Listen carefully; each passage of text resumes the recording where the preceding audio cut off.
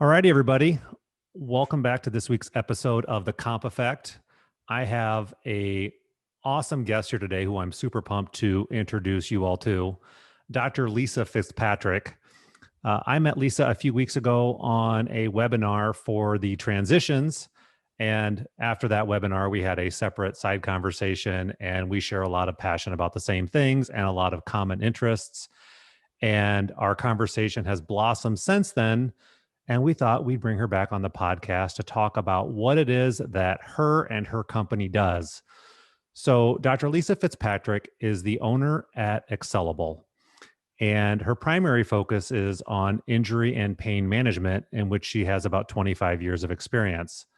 The cool thing about her company is she has a mobile and web-based educational content-based platform that provides tools and resources nationwide to help businesses and injured workers with injury prevention and pain management. And what she's doing is super cool. And I thought we'd share that with you guys today on the podcast. And Lisa, thank you so much for stopping by. Thank you so much for having me. And wow, what an introduction. You're amazing that you remember all that. I get excited when people do cool things, and I love to share cool things with the world. I'm not going to lie. Well, it's a pleasure to be on this podcast. And I think what you're doing is absolutely amazing, as you know. So thank you again for having me. Well, thank you. Workers' compensation, it all starts with a conversation, and you got to start somewhere and you got to do something. And, I've been doing these podcasts now for about 3 months, 4 months. The people I met like you that has been amazing. The information I've learned has been amazing. And the number of people that listen to this podcast and learn from it, I think is just going to make this country and the entire workers' compensation experience and all things ancillary to the workers' compensation experience better.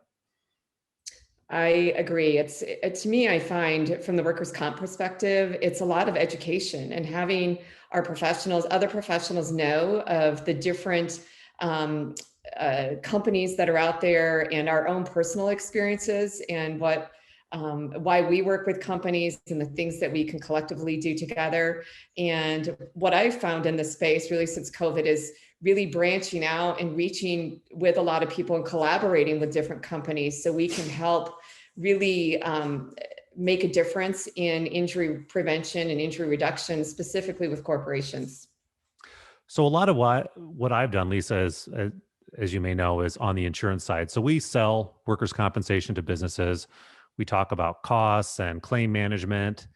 And from what I understand, your company and where you bring value is after the claim when you've got a severe ongoing injury that may affect an injured worker for an extended period of time.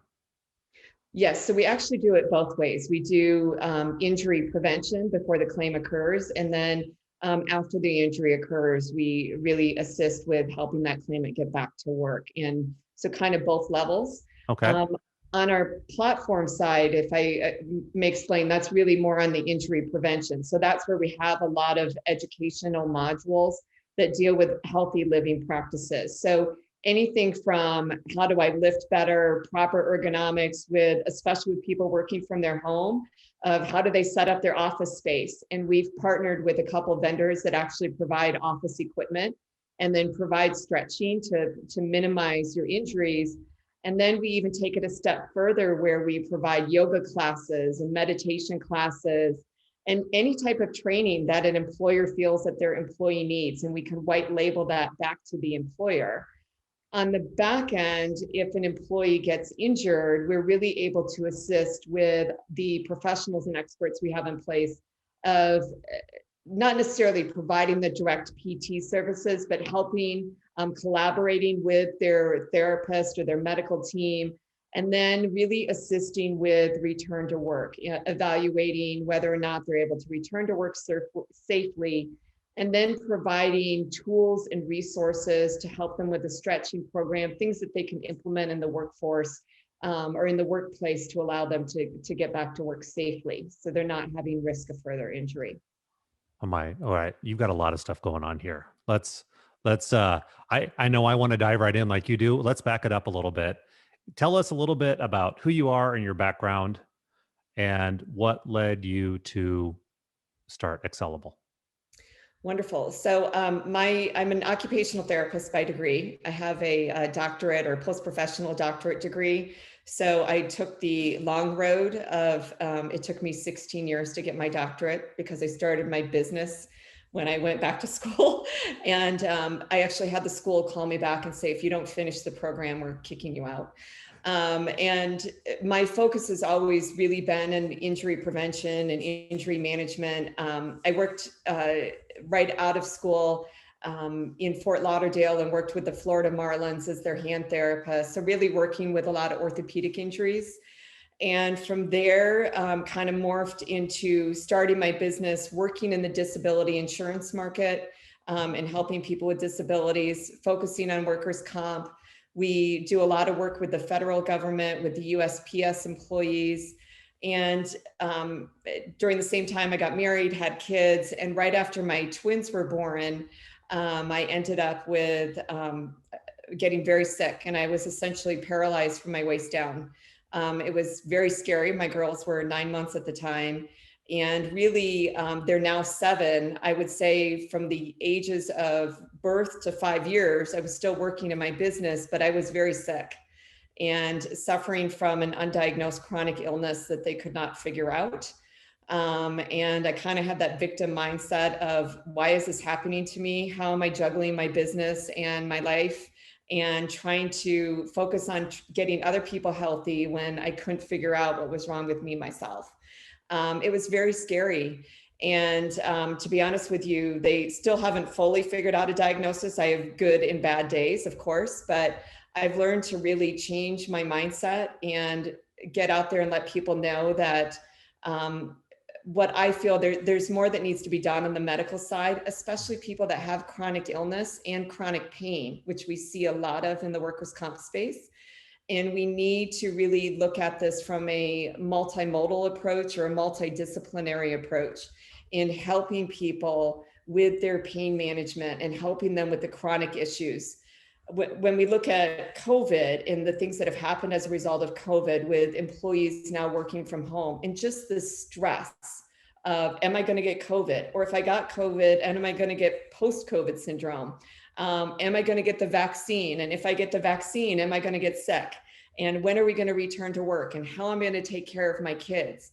And how am I going to perform my duties at home while my kids are in school? So all of these stressors have a huge impact on the human body. Mm-hmm. And we really want to look at ways. So our program is designed to, number one, yes, work with employers and help with injury prevention and injury reduction, but really working with employees and providing more of this comprehensive service to help you with your mindset, your ability to take care of your body, anywhere from stretching to nutrition to strengthening.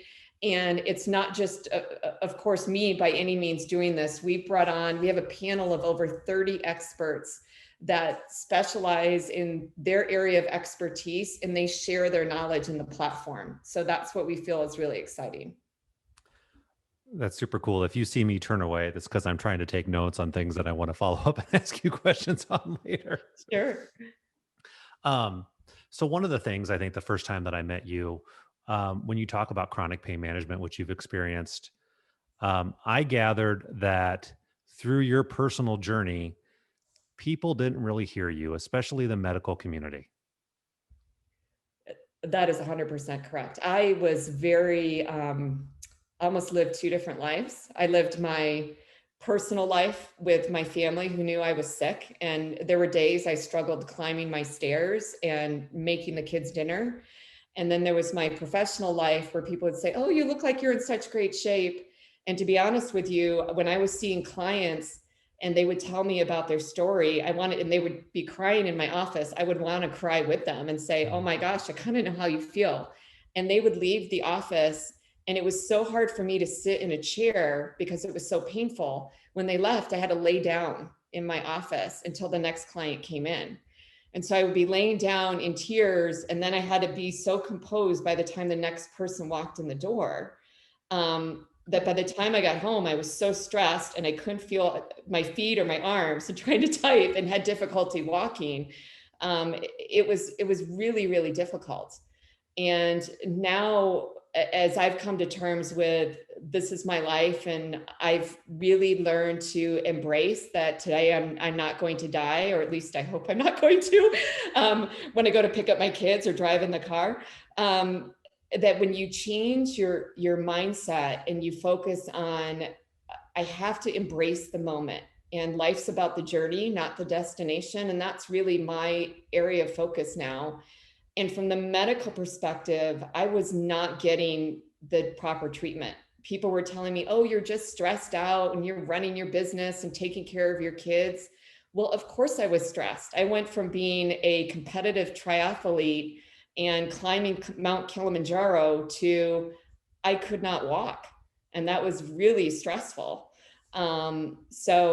But nobody from the medical side, I wouldn't say nobody, it was actually my hematologist that finally said, oh my gosh, you're super stressed about all of this. I was like, yes, I am. And I just sat there and I cried for, I don't know, 30 or 45 minutes. And I would even go in and see my doctors and I would be, yeah, today's kind of a bad day. I'm having a hard time feeling my fingers and I'm having a hard time walking and I'm not really sure what's going on. And then a couple months would pass by and I'd end up in the emergency room with an EKG on me, testing and rash on my body, and nobody could figure it out. And we went to Mayo Clinic and all these different places. And if you can imagine, you're flying around the country, going to the best hospitals in the United States. And then I was running this business at the same time, and nobody knew I was sick. So I would be in the hospital, working from the hospital room, talking with the corporation, and I'd be like, oh, I'm just on the road today. And I'm sitting there while they're having me hooked up to machines. So it was a whole different lifestyle. And so now I'm very open about it. I actually am writing a book, Can Someone Help Me? And it's about a medical professional's journey of really learning to be resilient in times of adversity. And it hasn't been easy. And you still have good days and bad days. I'll be honest with you. I'm not always this upbeat, happy-go-lucky person. That there are days when I come home and if I push myself too hard, it's too much and I have to scale back. Well, I think what you have is what's on the sign behind you, which is grit.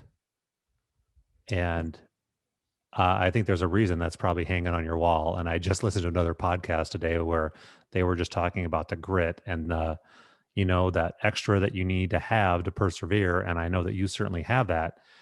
What I kind of want to try and tie this back into work comp a little bit. Yours wasn't even a work comp claim. So you were still able to do some of the things that you loved while experiencing all that pain, while trying to raise a family. And I would imagine that there's a much higher level of stress doing all those things, although it's probably a different level of stress. If you had a workers' compensation injury, you can't work.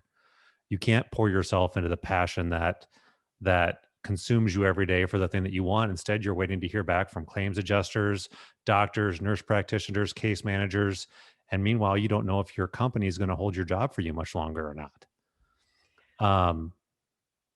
So, I mean, I take all of that, and I think the message that, tell me if you disagree with this.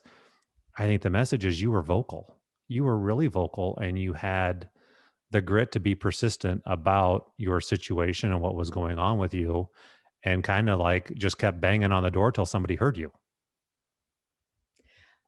I completely 100% agree with you. And I think what I struggle with really when I see a workers' comp client is I frequently hear, you're the first person that's ever listened to me. And I'm saying, you get it. It's a personal thing for you. You get it. You've been there. But I'm seeing these clients 3 to 5 years, sometimes post-injury. And if I'm the first person to listen to them or hear their injury, as medical professionals, we need to listen to the patient and what they're telling us. And instead of saying, oh, you have pain, or no, you don't, your pain doesn't match up with your diagnosis. That to me is infuriating, because what we see in a diagnostic test does not mean that's what's happening in that person's life. And if you take somebody, and my patients frequently tell me, it's not like I wanted to get injured. And that's how I feel like I'm being treated. I I forced myself to get injured, and now I'm being treated like the scarlet letter, like just this horrible person. And the additional stress that places on my body is tremendous. And the patients come in and say, I just want to get better. I just want someone to treat me like a human being. And I want to have less stress in my life, because the stress is so all encompassing, and no one is recognizing the impact that that is putting on my body. If we could stop, number one, an injury from happening, and I truly believe we have the ability to do that with proper education, or if we have someone that has signs and symptoms of an injury and they immediately reach out and say, how can we stop that? And people are vocal about, wow, my shoulder's hurting because every time I do this 300 times a day, it hurts my shoulder.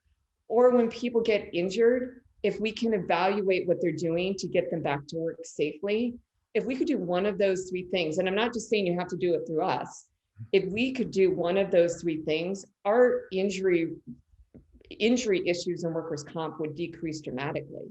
And we wouldn't see this tremendous amount of angst and stress. And we need to be more proactive about, as soon as there's a sign or symptom of an injury, let's stop it. Let's not think about this person is going to cost us more money because now they have an injury. Let's think about them as a human being, and how do we treat them? And how can we get them back as quickly and as safely as we can? And I can tell you, when we do reasonable accommodation for injured workers, it's less than $500 to get them back to work safely, versus all of a sudden now they're injured and they have this multitude of injuries, and now they need surgery and therapy, and it's been going on for 3 to 5 years. A corporation spending hundreds of thousands of dollars in that case. And I mean, you see it in the insurance side. It just requires, and maybe the employers and the insurance companies don't know the path to take. And that's why we want to be there to help. We want to say, here's the resources, here's what we can do to help to fix this injury. And it may not be the traditional, let's give you medication to decrease the pain. It may require a comprehensive approach. I think you hit the nail on the head. When there are so many different types of businesses from A to Z out there. Some very good, injury prevention, physicals before people start employment, so they know the shape and condition that somebody's body's in before they ask them to do a job that may be repetitive in nature, things like that. To businesses that they can hire people that can fog a mirror and throw them behind a machine that maybe they don't know how to operate because they are so far behind in production that when that claim happens, now it's like that person was disposable. And I mean, we've had claims just where something like situations like that have happened, and it's so and so's fault for getting hurt. They knew what they were doing. Well, maybe now they're doing some things they shouldn't do outside of work. And in a small community, people see that. And it gets, instead of how do we get this person better, it gets, this person's milking the system. They're taking money away from me. They're causing me to pay more on insurance and those type of things. And while there may be some of that in this world, I think it's probably less than 10%. I think most people, like you said, they didn't ask to get hurt. They just want to get better. I don't have experience like you do in dealing with injured workers 3 to 5 years after a claim. And when they say you're the first person that has listened to me and understands me, that's a breakdown in the system. And the mental angst and anxiety and stress that puts on a family, that's what we're talking about here. Those long-term claims that injure a body significantly, that have a long tail, all of the side effects that go along with that. And it's much more than mental. It's stress, it's anxiety, it's family, it's work, it's income, it's kids. I mean, everything goes along in that. Well, I think you hit the nail on the head there, because when I first was practicing, I used to think, gosh, probably 50%. I think I even wrote an article of how to tell if a patient is a malingerer.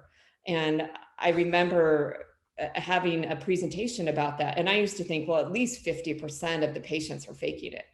And I will tell you, over the past, really dealing with my own personal experience as well, I would say now it's truly less than 5% of my patients have ulterior motives.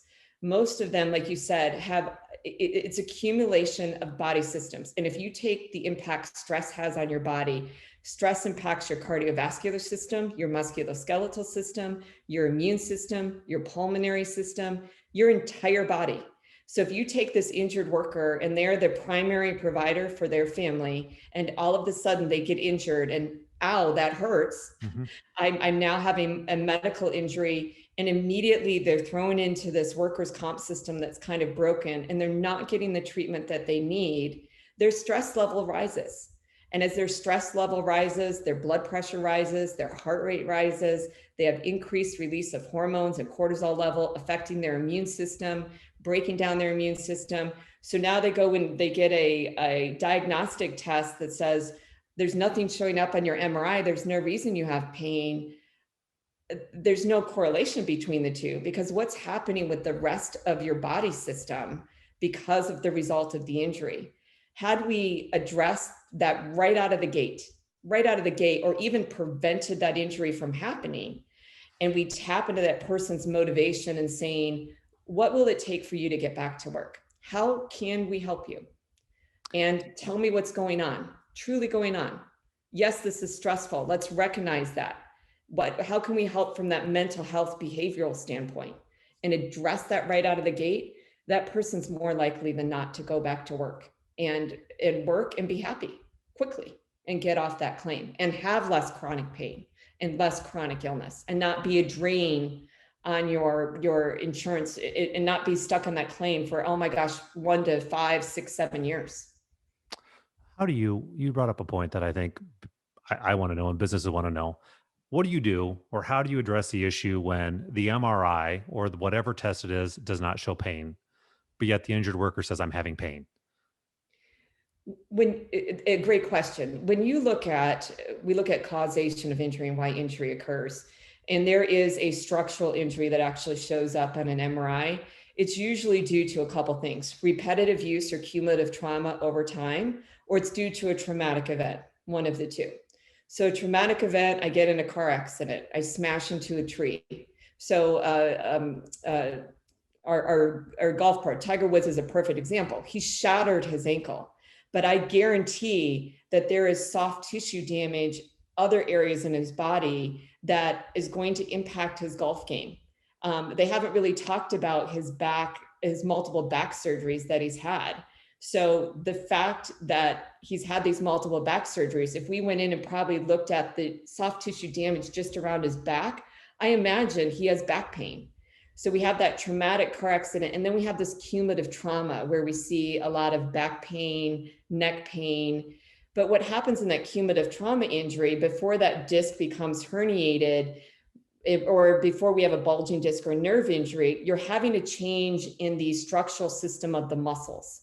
So when someone comes in to see us and I see them like literally like this, So and you're they have sitting with one shoulder up. Yeah. yes, Like, one yeah, there's shoulder the, up, one okay. shoulder down, or they're rounded forward, or their head is positioned forward.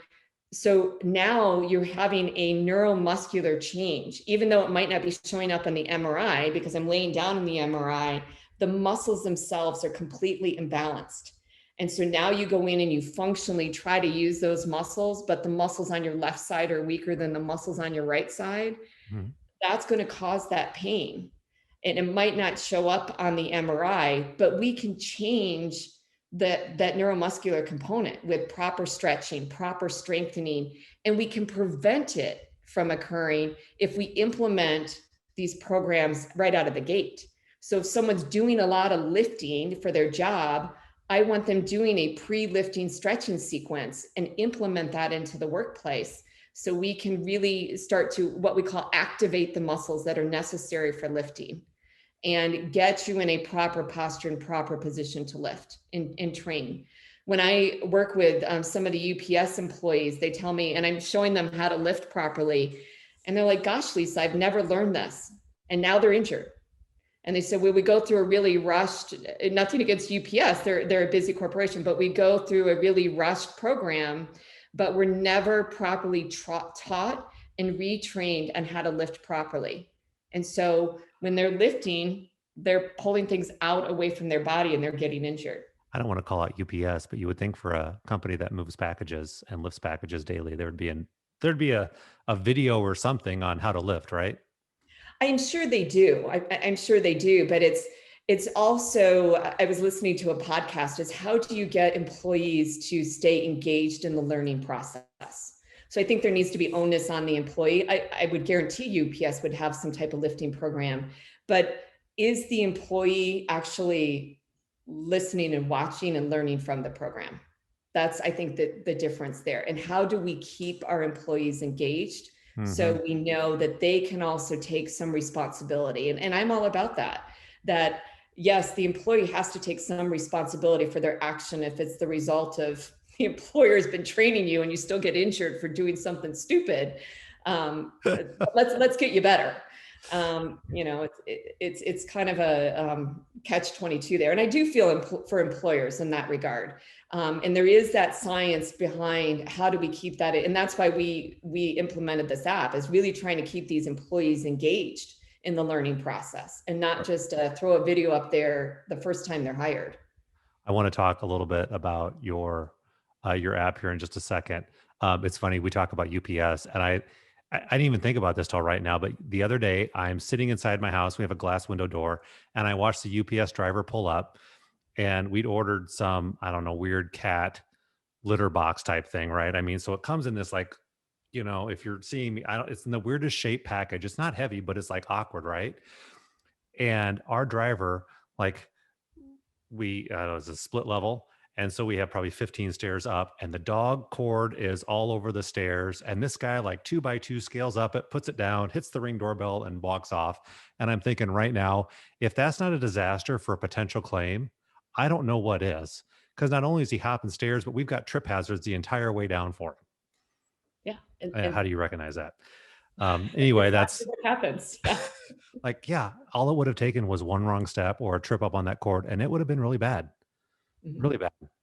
Um, so that brings me back to one of my questions here. When we talk about pain, we talk about chronic pain management. I think one of the things that you're really passionate about is not always using drugs to manage chronic pain. And there's a whole movement lately for putting natural things into your body, looking for alternative medicines. Not everybody wants to take a bunch of drugs to make their pain feel better, but maybe they're fuzzy in the brain or whatever. And can you talk a little bit before we get into your app on how your company takes a look at that and what you guys do? Well, let's figure out the root cause of the problem. To me, pain medication, whether it's an Advil or Tramadol, is a Band-Aid. And if we don't fix the root cause of the problem, then that problem is going to come back. So if I have a chronic pain issue, and let's say it's my back that's injured, I want to look at that back from a biomechanical perspective and find out why does that person have back pain? But maybe the back pain is also the result of a behavioral component that's not even being addressed, that can be pushed through by chronic pain or PTSD, or I was Hmm. in a car accident at work and now I have pain everywhere in my body because I have so much, my sympathetic nervous system is stuck in fight or flight. So there's many areas that we have to address in that component. We can't just say, let's give them physical therapy and pain medication. Yes, there is a place for that. Yes, you have an acute injury. I think to help bring pain down, pain pills are important. I think when it gets at that 12-week standpoint and we have chronic pain, we better be implementing a multidisciplinary, multimodal approach. Because if we're just choosing pain management and injections and physical therapy and doing stretches, that person's stuck. And we've You got think to that get, happens a lot? that's to me the course of treatment. When I was writing my book, and nothing against Cleveland Clinic, I went on to look at their chronic pain management program. The very first page is all about the drugs that can be given for pain management. When you get to, I think, the second page or the bottom of the first page, and I wrote this in my book, it talks about, oh, by the way, you can also do yoga, meditation, and massage therapy. And to me, it's backwards. That when we have someone that's, and they look at chronic pain really, and the research varies, 8 weeks, 6 weeks, 12 weeks post-injury, when we look at chronic pain is a disease. And if it's not properly treated, multidisciplinary, and looking at behavior, that person in the workers' comp system will be stuck.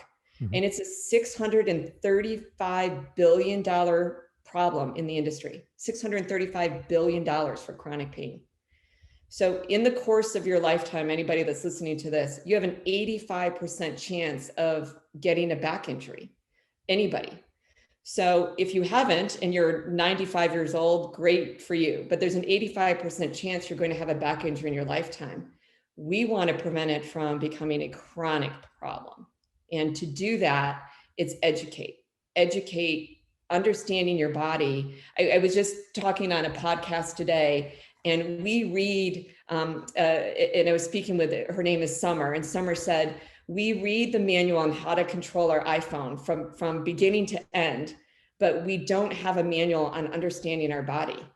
And how do we know what's going on in our body, and how do we advocate for ourselves as an injured worker, as an injured person, as a sick person, and saying, this is what I feel, and now I'm going to have the proper resources and people to reach out to. What you're saying is you're not a passenger in your own care. Have a little grit, speak up. And if you don't want to take drugs anymore at 12 weeks, say something. And you could also say the same thing to businesses. If you've got a person out there who has been on leave for 12 weeks and is not coming back because they're still having ongoing chronic pain management, maybe somebody at your company could talk with them about alternative therapy that may be better suited for their specific situation. Just bring it up, have the conversation, right? It may fall on deaf ears, but at least you brought up the conversation. Yeah, I can't begin. When I was dealing with my own illness, the first question I would get from a physician is, what medications are you on? And I would say none. And they would say, well, what is your pain level today? And I would say, well, I don't have pain. I can't feel my arms and I can't feel my legs and I can't use them. And they're like, well, is that painful? I'm like, well, it's on a scale of 1 to 10, it's like an 8. It's ridiculously painful. And then they would say, well, why aren't you taking medication for it? And I said, because I don't want to take medication. I want us to fix the problem. That's what I want.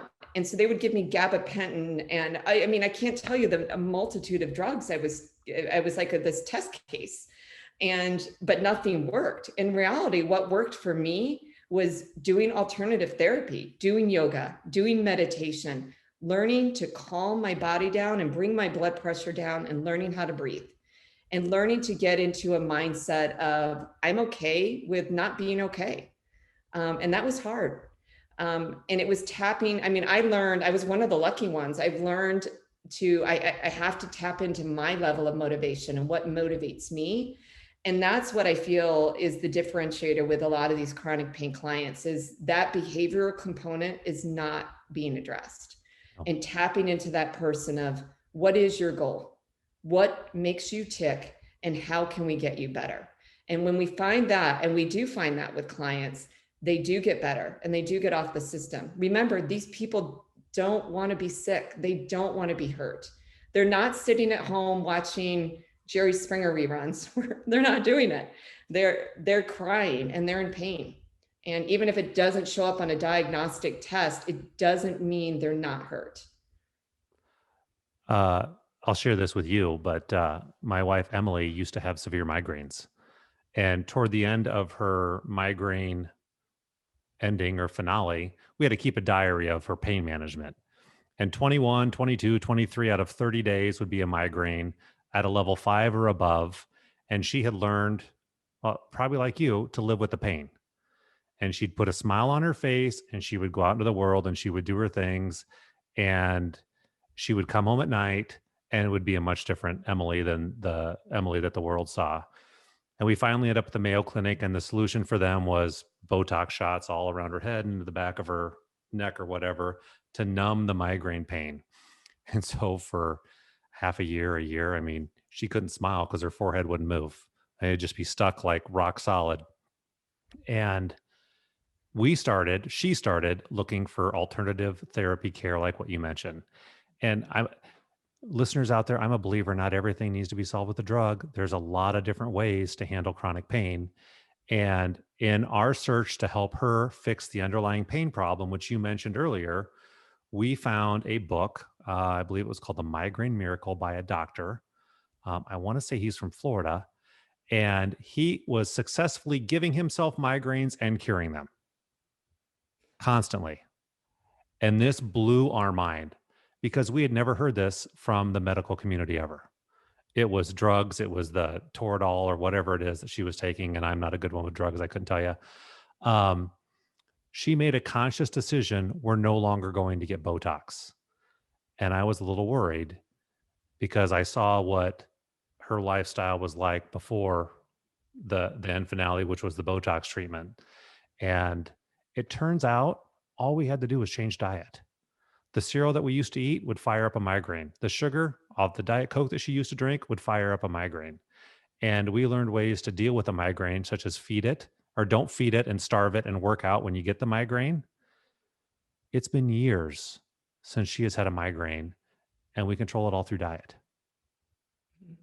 Yeah, one of our experts is a nutritionist and on our platform, and that's specifically what she focuses on is gut inflammation and the microbiome in your gut and how that impacts your ability to function. Her name is Llewellyn Ferreira, and she did the same for me. I was eating the wrong thing at breakfast. I was eating yogurt and granola, and I tell the story all the time: yogurt, granola, and fruit. And I thought, I'm healthy. It's almond milk yogurt, and it was great.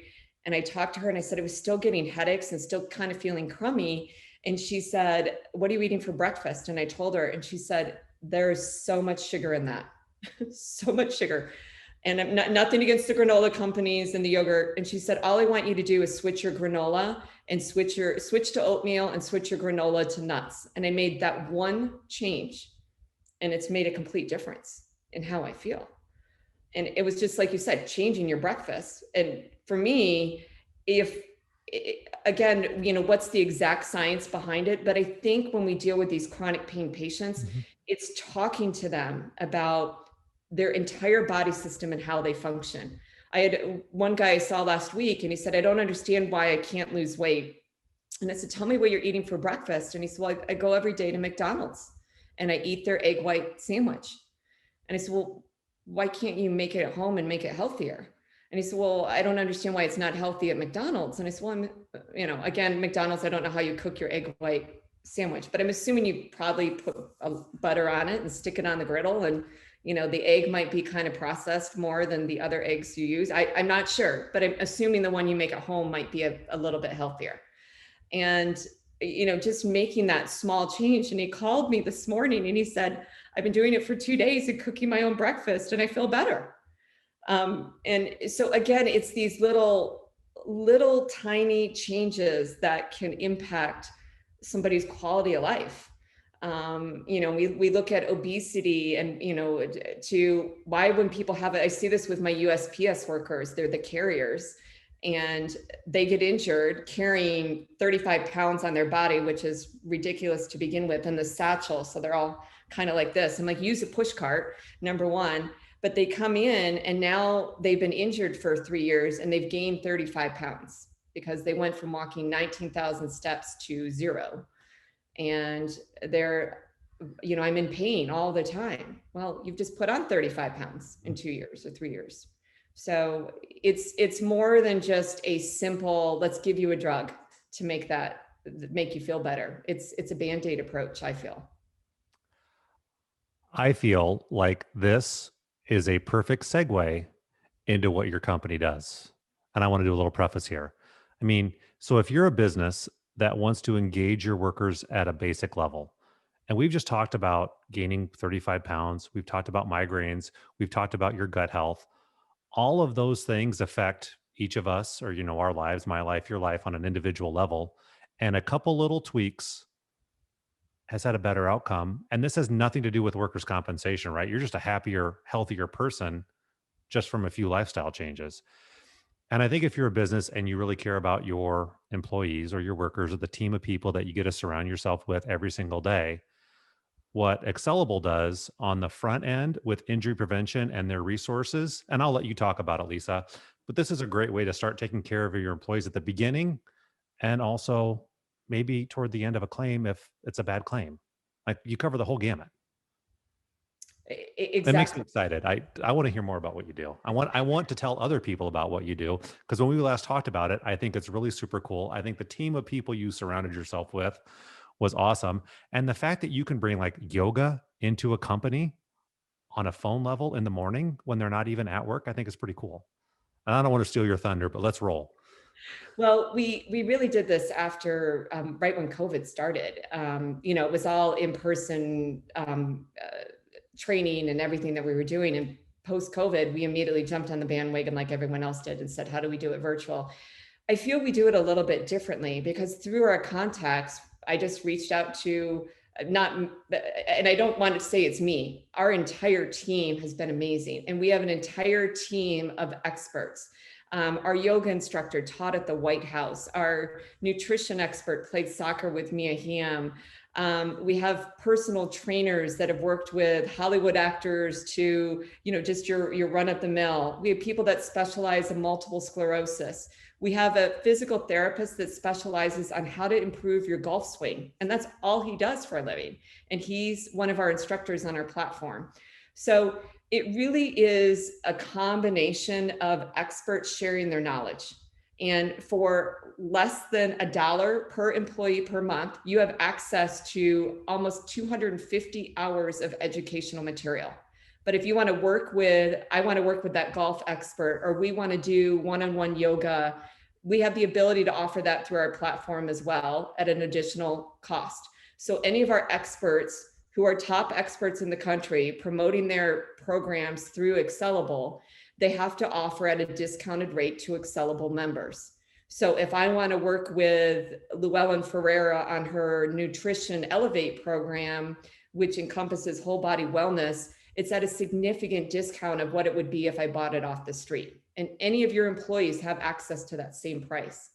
In addition, we've teamed up with some great partners. So we have Walker Tracker. If you don't have a full wellness program that does activity challenges, Walker Tracker provides that, where they implement with any tracking device and will be able to measure your challenges and have challenges for you and measure your activity level. We have another company called Pacific Ergo that provides all of your ergonomic equipment needs. Anything you need for your home office, your regular office, your lab, your whatever you need. That's a chair, a desk, anything. And it's all at discounted pricing. We've teamed up with a company that helps with your HR. It's called Augmented HR Solutions, and they help with ADA compliance. We've teamed up with HealBright, or in the process of doing that, with their mental health component, and we'll be having their platform and their educational material on our app. We have teamed up with a company called Fit Fighter, and the owner of the company was on Shark Tank, and she received or got her award or received money from the Kind company, the Kind Bar company. And they're one of our partners, and they provide an ergonomic strengthening device, and it's amazing. And she has a whole program. So we're telling employers, you don't have to find the experts. We have them. We can tell you, you tell us what you need, and we will tell you, this is the program that we can set up for you. So it's tailored to your needs as far as the employer perspective. If you want your employees to know how to make tacos and you want to film that, we can put that on the platform. So it basically tailored, to your needs of what you need. But our focus is really, again, on health and wellness. And we, again, have amazing experts. I'm the owner of the company, but it is not me who's going out and selling all of this education. Our experts are amazing. I've used them personally. And that's why they've been brought on board, because they helped me get better. Our yoga instructor, our nutrition, I can't say enough about them. They're all amazing. And that is our differentiator. We're not here to say, you're just going to watch these videos and it's going to make you perfect. We're going to go into your corporation and say, let's look at your injuries. Let's see where they are, how we can help reduce your injuries. And this is the program we're going to tailor for you, for your employees. Or if you're an employee and you just want to feel better, you can use our app as well. And again, less than $1 per employee per month, which is pretty affordable. I think that's pretty cheap. Personally, Mm. I think that's pretty cheap to have access to you, those experts, and 250 courses that people can take. And once again, if you're trying to attract employees, like it's the great separator, right? You can offer a package that says, here's your W2H, here's your health benefits, here's your dental vision. By the way, we have all these other things that we might interest you in. And that, we start talking about treat work comp as a benefit because it is. Talk about what happened, what is going to happen if an employee is injured and how you're going to handle that. Talk a little bit about the health and wellness program that you have and courses like this, if you buy those, on the holistic approach that your company takes to your workers' happiness and their health.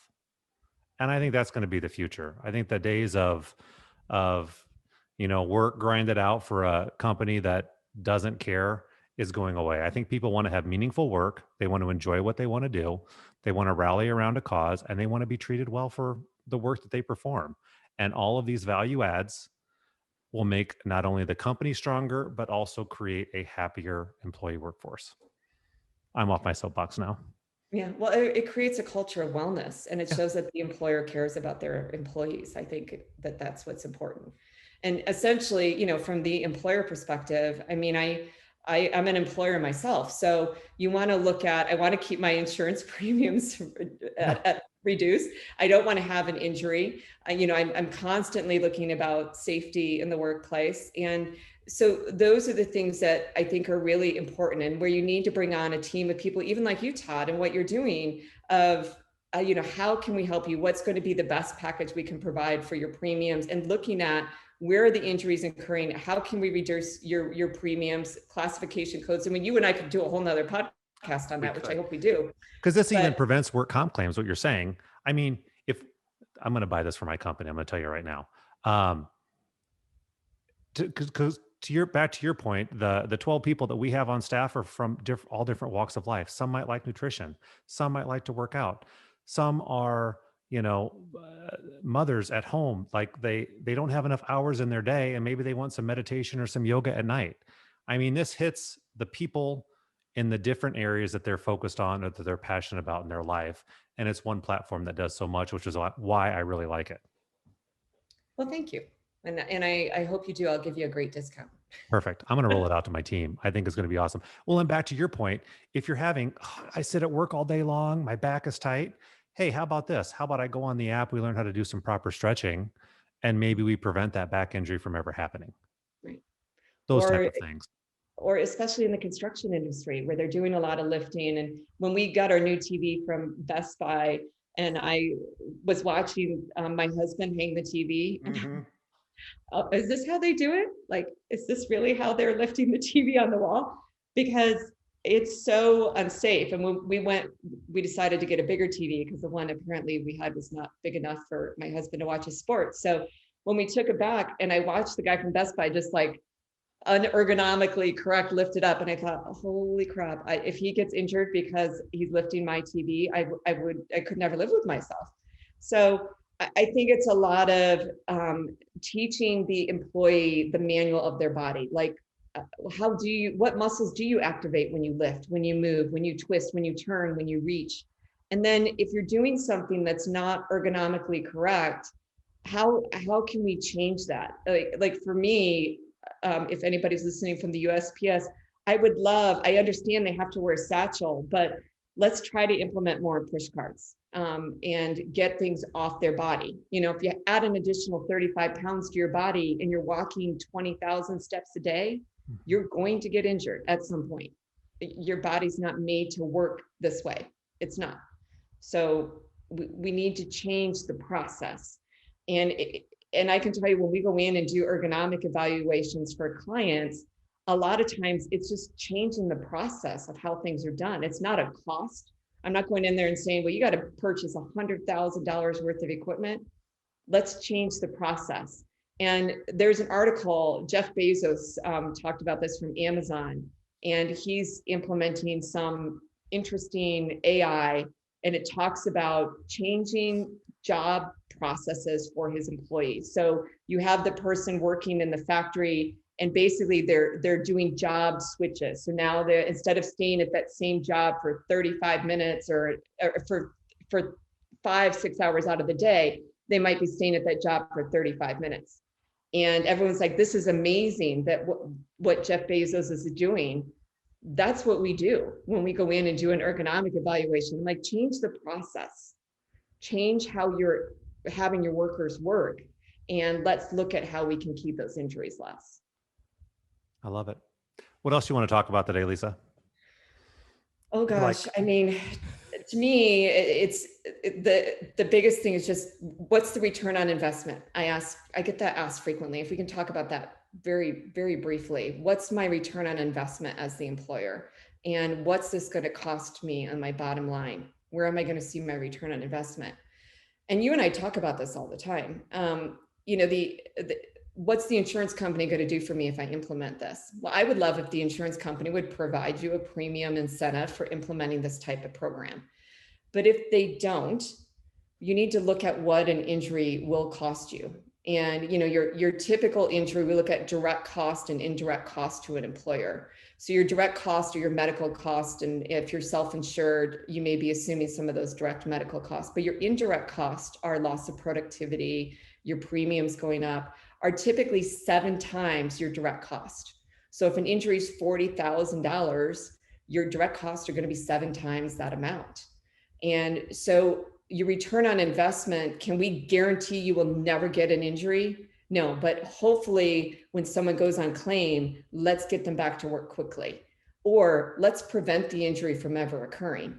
And if you have high injury rates, then it is so important to get us in there, you and so we can look at your premiums, look at how we can really work collectively together to bring down your insurance premiums and then implement a wellness culture.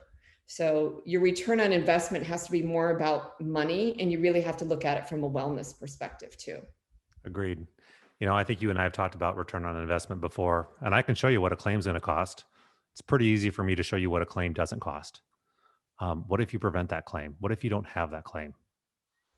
I mean, we can show what that direct saving is on workers' compensation premium. Um, I can't show you what the indirect costs are. I mean, you have to value that yourself. But if you're an insurance agent listening to this, or a business, these are the things that they're not on an application. When we submit for an insurance quote, they don't ask us about these things. They ask, is there a written safety program? Is there more than 5 people in a car? Are they using subcontractors? Stuff like that, right? Imagine marketing a submission to a carrier and saying, hey, I want to tell you a little bit about ABC company and how they treat their employees. I know here's their payroll, and here's their class codes, and here's their experience mod, which is all insurance talk. But I also want to talk about, here's their return to work program. It's written. Here's their health and wellness program. Here's their participation rate. Here's their turnover the last couple of years. And all of those things should lend to a receptive underwriter additional credits and premium discounts, because you're seeing a company that is best in class, not average or worst in class. And those best in class companies typically produce the most profit for an insurance company. And so insurance companies should be crediting those as much as possible to get them on the books, because the long-term success of that client within that carrier, they're going to produce a lot more profit for that insurance company than somebody who's not doing any of those things, who just takes a haphazard shotgun approach to safety. Do you feel that sometimes with employers, they don't understand the whole premium process and don't understand that these value add can actually help provide credits to the employer? I would 100% agree with that, especially in the smaller market segment. I think when you get to large accounts, with I mean, pick a $500,000 in premium or $250,000 premium or above. Usually they're pretty savvy buyers. They get called on all the time. Usually the people calling on them will have some type of risk management department. And we see the large companies out there, when they go quote these $500,000 accounts, throw out, we have risk management. Well, that risk management guy does everything from hotels to construction to manufacturing to you name it. And you might get 4 or 6 hours with that guy if you're lucky one time a year. I would not put my entire risk management program in the hands of my broker's one-day risk management department. Can they be good? Can they be helpful? Absolutely. But I think that if I'm that level of buyer and I'm at that sophistication, I need more than a 6-hour class or a 6-hour look at once a year. I need a more formalized program. So to your point, do buyers understand this process? Probably not so much at the smaller level because agents don't talk about it. Buyers don't really care. And sometimes people feel helpless when it comes to their insurance premium. If it goes down, they're happy. Well, what if it could go down a lot more? And those are the accounts right now that are ripe for agents to go in there and talk about some of the things we've been talking about in this podcast because they're underserved. Uh, they're probably overcharged and they could probably use the most help. And with those type of like resources like what you have, I mean, if they're paying less for insurance, they can reinvest that back into their company. They can use it to pay for health insurance. You can use it to buy wellness programs. They can use it for investment in equipment or growing their business. Um, so there's a lot of opportunity, I would say, in the sub $250,000 premium market. Well, I think you hit the nail on the head, though, too, with engagement. Employee engagement and behavior change doesn't happen overnight. And it doesn't happen in a 6-hour program or having them watch the video when they are just hired on as an employee, and teaching them whatever they need to learn about the company. I'll tell you, most of the times when I watched anything from HR that came through, you're doing multiple things at the same time. You're not thinking about what's on the video. But if you can keep your employee engaged in their own health and wellness and tap into what's important to them. So maybe not everybody wants to do yoga, but maybe some people want to do yoga. Maybe other people want to do HIIT workouts. Maybe other people want to stretch. Other people want to learn how to just eat better.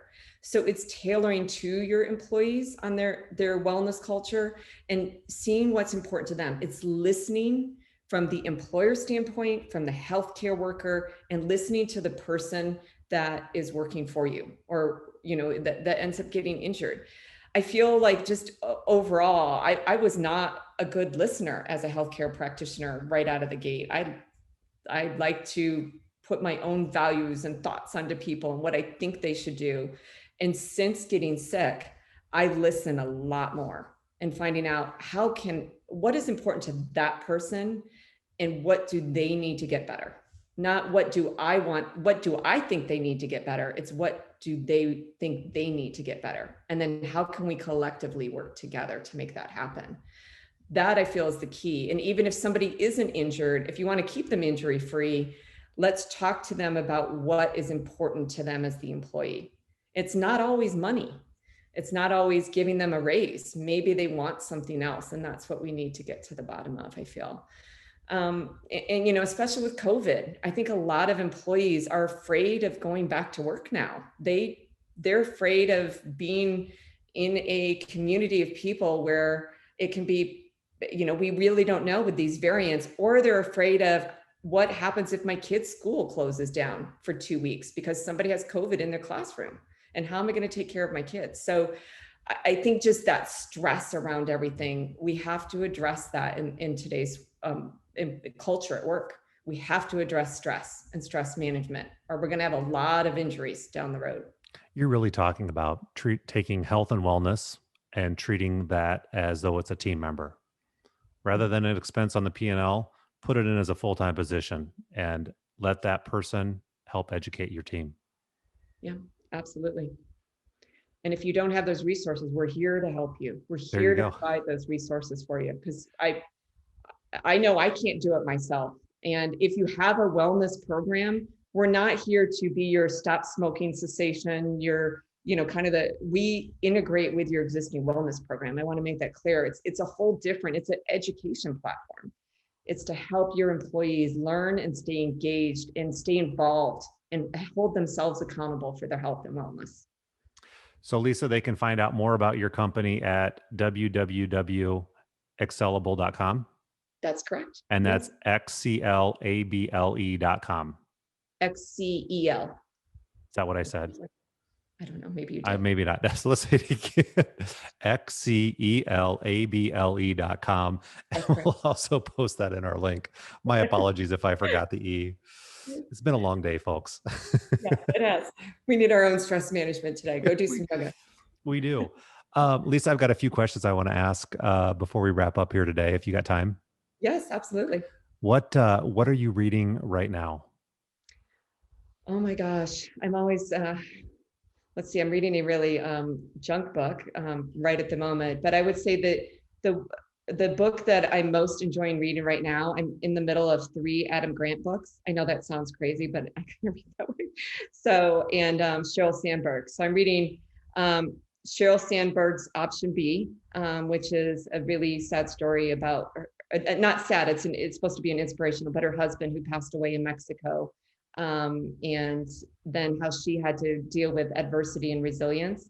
And then Adam Grant's Resilience or Originals. I'm reading that one.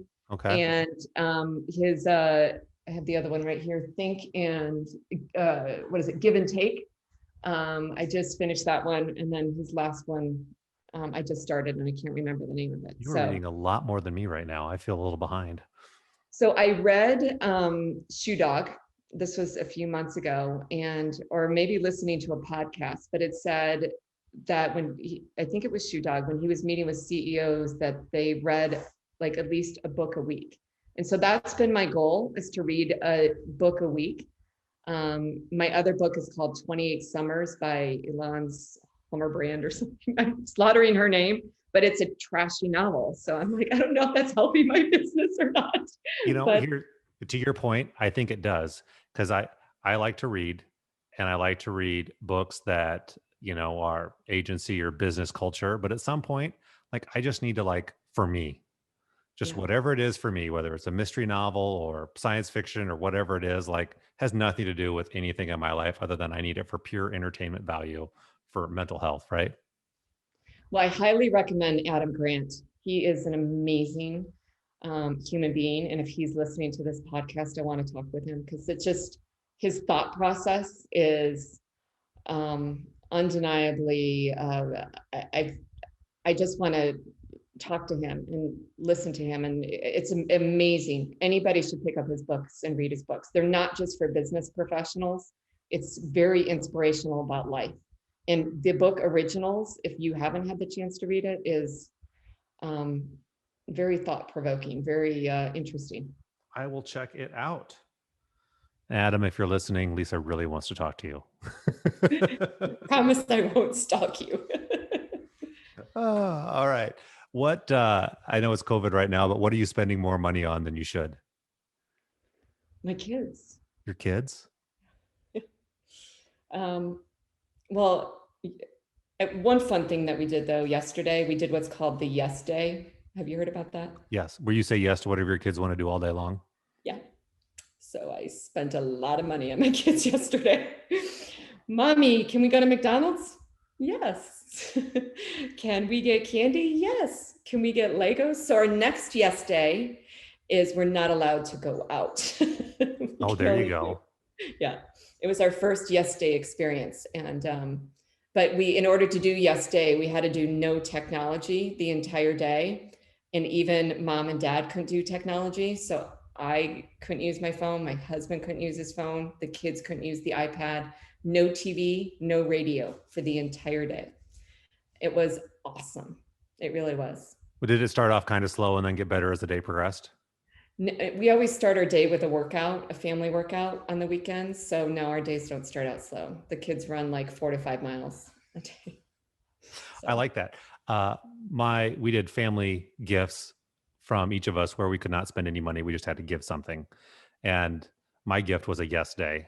And I think we put like a dollar limit on it, because it's not supposed to be about the money. But we did Secret Santas for our family, and my middle daughter gets a Yes Day with me of whatever she wants to do.